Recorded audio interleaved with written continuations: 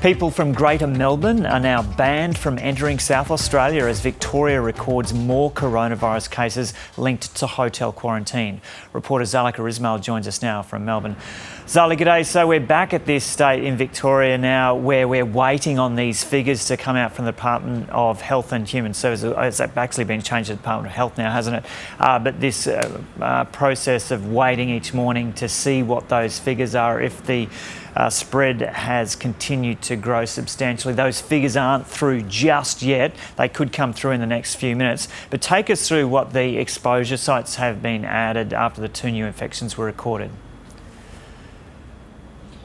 Good morning, Joe. Yes, echoes of 2020 with waiting on those tweets in the morning again from the Health Department. But overnight, the Health Department has identified 2 new high-risk exposure sites. Now, these 2 sites are in Melbourne's southeast, the Commonwealth Bank and the HSBC Bank in Glen Waverley. Now, it follows alerts for 7 high-exposure sites yesterday in the city's northwest, out in Sunbury, including several retail stores at the Sunbury Square shopping centre. But of course, these new exposure sites overnight come after another 2 cases were reported late yesterday linked to the Holiday Inn hotel at Melbourne Airport, a 3rd hotel quarantine worker there and a 2nd resident. So all 5 of these cases authorities believe were infected at the hotel. Now, contact tracing overnight has found no exposure sites linked to the hotel quarantine worker. However, those 2 banks were visited by this returned traveller after they completed their 14-day hotel quarantine on Sunday. So we're now sitting at 8 in total, including those 3 index cases. That's that family of 3 infected and staying at the Holiday Inn. And of course, one of those people is in intensive care and quite unwell. And what's the theory on how the virus spread from the initial returned traveller to other returned travellers and workers? Yes, there's been a lot of talk about this overnight. Yesterday, we heard from Victoria's Chief Health Officer, Brett Sutton, who's described the working hypothesis that it was a medical device known as a nebulizer as the source of the infection, that it was used by one of those 3 index cases. Just to explain a little bit, a nebulizer is a device that vaporises medications into a fine mist. And the theory here is that someone infected has breathed in that mist. The virus has then been carried out in very, very fine particles, which are suspended in the air. They can be suspended in the air for quite a while.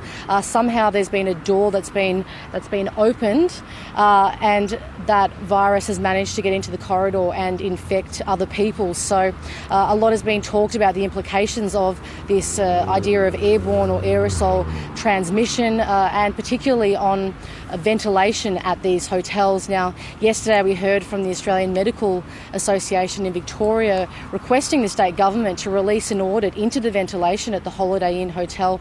But the government at this stage saying that they don't have specific concerns about the ventilation, but not everyone quite agrees with them. We've heard from some experts this morning who have talked about the importance of ventilation rather than this medical device. Here's what one aerosol expert had to say earlier today. Infections are transmitted through the air. They come from our nose, the viruses from our mouth. They are in the air, and therefore airborne infection have to be controlled. And ventilation is a significant means for controlling the virus in the air, removing the virus from the air. And this hasn't been done at all, or even mentioned at all so far. And Zali, what's happening with testing there in Victoria today? Well, testing capacity is being boosted across Melbourne. We saw long queues yesterday, particularly in the city's northwest, out in Sunbury, with some residents quite frustrated at those delays. We do know that several new sites have been opened out in Sunbury. They are now operational, but of course, authorities are doing all they can to minimise those delays. They want as many people to get tested. We saw that the public in general is taking up that call. On Tuesday, we had almost 23,000 people getting tested. It'll be interesting to see how many get tested today. Now, as for the southeast of Melbourne, at this stage, we have no new testing sites announced so far. But as you can see behind me, it's all running pretty clearly. There's no huge delays so far, but the best thing that people can do is go to the Health Department website where they've got all the testing sites listed and also the real-time wait times too. Yeah.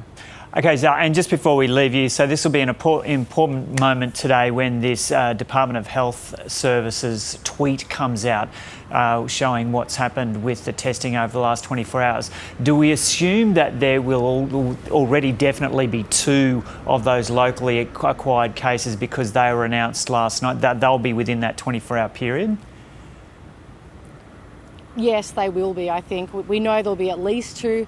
I think the question is, will there be more? And no doubt many people are eagerly refreshing the Department of Health's Twitter feed as we speak. Yeah, definitely. Yeah, I've just been doing that. And to this stage, everyone who's been infected in this cluster has actually been infected within that kind of Holiday Inn precinct. It hasn't spread beyond that at this stage. So that's what's going to be really concerning if it gets out into the community. Yeah, that's right. I mean, we saw last week with that Grand Hyatt case a lot of exposure sites, yet thankfully we've seen no more cases linked to it. So no doubt that's what we'll be wanting to see today. And authorities unfortunately have said that they do expect more cases, but we'll wait and see. Yeah. Okay, Zalika Ismail reporting there from Melbourne. And we'll be right across that through the day here on the ABC News channel. We haven't got a time yet for the Victorian Media Conference. Let's get the latest from South Australia now. Reporter Sarah Tomesco joins us from Adelaide. Sarah, g'day. So what's happening where you are?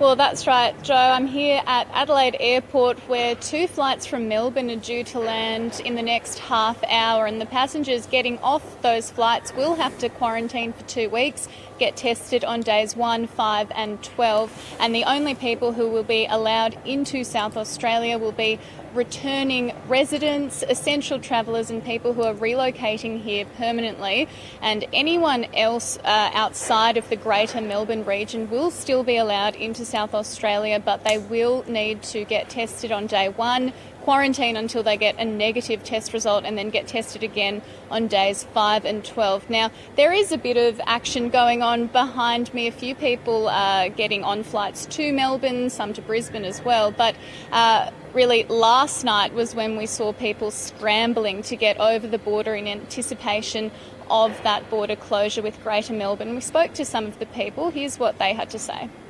We had to change our flights a few times, actually, and we were going to come tomorrow, but decided to get the afternoon flight. So in hindsight, glad we did see the family. Very lucky. Got a wedding on Friday, so good to be here. Hopefully my COVID test comes back in time and I can go to the wedding.